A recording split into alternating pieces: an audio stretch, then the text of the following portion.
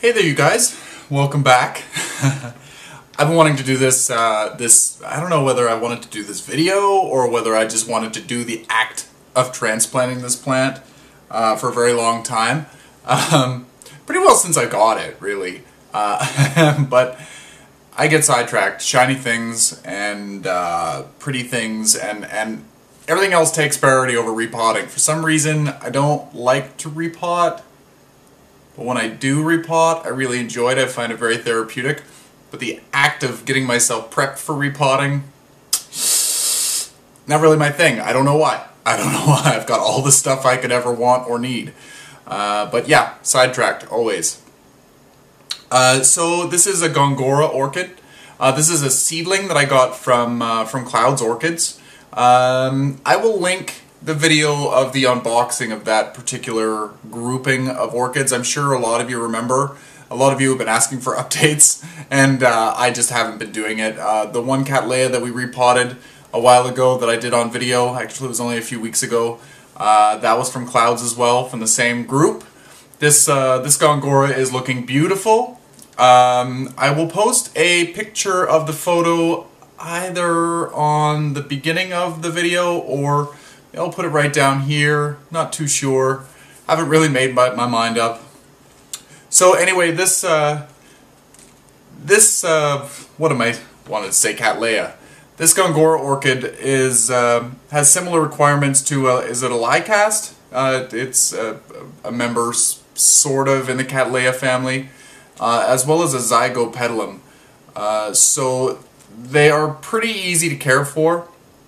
They like high light. Not direct full hot sun, but they do like a moderate to bright location. If you do have really hot sun, shelter it from that, give it a nice indirect light. If you're growing them in a greenhouse, you might need to shade it a little bit. They like high humidity, and they can get quite large, and the flowers on these are absolutely fantastic. They're pendulous flowers and they kind of look like flying birds. Really cool. So they recommend not growing these in a home environment because they can get quite large. So you're going to get these tall leaves on the top, and then the pendulous flowers are going to hang way down. So I'm really excited for that. They're best to grow in hanging pots. So if you don't have the space for that, I wouldn't recommend it. One thing that I love about this plant, I don't care if it ever flowers, is the pseudobulbs. The pseudobulbs have a really interesting shape. I don't know if I can zoom in there so you can see them.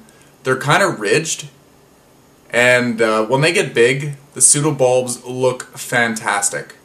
I absolutely love the pseudobulbs. Big selling feature for me. I could care less. The leaves are nice. The leaves are a thin leaf. They're a pretty houseplant leaf, but the pseudobulbs are what got me. And if they flower, if they look like flying birds just hanging out, love it. Love it. So anyway, what we're going to do, actually before we get into that, I've got a new growth here, and I've also got a new baby growth here. It tells me in this tag that it was repotted in the 10th month. What is that? October? Correct me if I'm wrong. And 2010. So it's 2014 now. So let me just bring that in there. It's 2014 now. So it's been in this little pot for a very long time. Again, it was a seedling. Only cost me $10. What a steal. So we're going to transplant it. I'm going to put it into a 4-inch pot. Right now it's in like a 2.5 inch pot. I'm going to put it in this little 4-inch pot. And we're going to be using some sphagnum moss and, pardon me, fine fir bark. I'm going to mix the two of them together, 1 and 1 part, just to keep it moist and well drained and good airflow. These Gongora orchids don't seem to like to dry out completely, so the added sphagnum moss, that's the only reason why I'm adding the sphagnum moss, so that I have a couple of extra days that I don't have to water them. I'm a neglectful gardener. I know that a lot of you probably are too. If you like to water every day, I would just go with the fir bark and just a regular orchid mix. but I like to add the sphagnum moss just to have that extra couple of days of peace of mind. So anyway, come on in closer and we'll get this repotted. Okay, so we've got the mix all pre-moistened. I like to pre-moisten my mix, especially when I use sphagnum moss. If I was just using regular orchid bark, I probably wouldn't need to. I find it's easier to work with. And because you suggest it, and it's a really great idea, I've pre-moistened the pot with the orchid in it so that it's easier to get rid of all of the extra media in here. So as you can see, I've got a lot of roots in here, and I got a lot of sphagnum moss just hanging out. I'm going to spend a little bit of time here and carefully work my way through here and try to get rid of as much of the old moss as I can. After all, it's been in here since 2010. It's a long time. So I'm going to pause the video and come back when this is pretty well cleaned out, and we'll get on with the repotting. Okay, so it's all done. The Clouds does a really good job at not using too much sphagnum moss. You got to use enough, right? You got to pack it in, but if this was any other type of or any other grower that you would get from say a garden center, this would have been a pile twice as big. It would have just been jammed in there. But they do a really great job when they pot stuff up. And as you can see, I've removed as much of the sphagnum as I can from the root system. The root system is always very, very good looking when it comes to Clouds orchids as well. It's also a little bit to do with myself because I've had this for I don't know, 8 months, long enough to kill it all completely. So kudos to them and kudos to me. So I'm just going to move this extra sphagnum moss out of the way. Gonna get my pot ready. Might as well try to get rid of this little price sticker that's on the inside of the pot. I should have done that prior to the video because I'm always so prepared. And I'm just going to put some media down in the bottom of the pot. Again, this is pre-moistened. Able to see in there. Pre-moistened. I'm going to spread the root system over top of the medium. This plant seems to not really have a growth structure. It just kind of puts out pseudobulbs wherever it feels necessary. So I'm going to plant this in the center of the pot. If this was like an oncidium where it traveled in one specific direction, or if I noticed that happening, I would plant it to more to one side. But I have a new growth happening here, and then I have one happening just inside here. There's another one happening right here. So there's no real rhyme or reason to where they're growing. So we're just going to stick that right in there. Make sure all the roots are in there.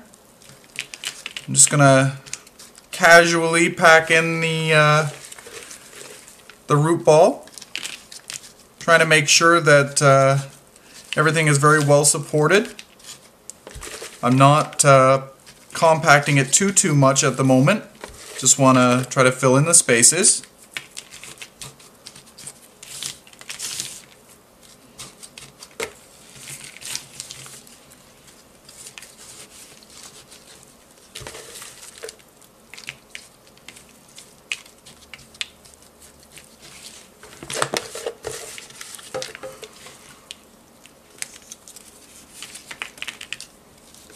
I want to keep the soil level also the same as what it was previously in the pot.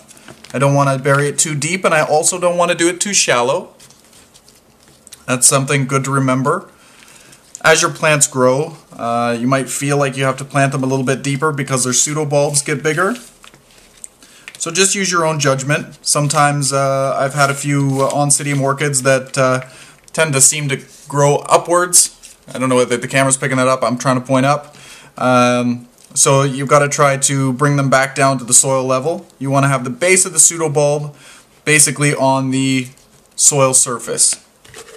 Sometimes it's easier said than done, but do your best. And here we go. We're just going to pack it in so that the orchid feels secure. Secure orchids always do the best. And I'm also going to take a little bit of sphagnum moss. Got a little in the bag here, and I'm just going to top it off just at the surface here. This will give me a telltale sign of, do I need to water or can I wait another day? If the moss on the surface is damp, I'm still good to go. There we go. And any little aerial roots that might be trying to grow won't dry out because they're growing in the air.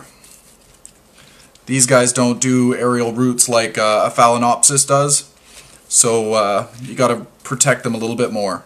So anyway, hope you enjoyed this. We've repotted the Gongora Orchid. It still looks a little bit small for this, or a little bit big for this pot, but it's got another 2 inches to grow in here. We don't want to overpot, but we don't want to underpot either. I think this one's just perfect for the next year or two. And don't forget to put the tag in, so we don't forget what we have growing here. Anyway, happy growing everyone, and enjoy your orchids. I don't want to break any of the roots if possible. I've got a little green growth right here, and I got a little growth right here. This is an old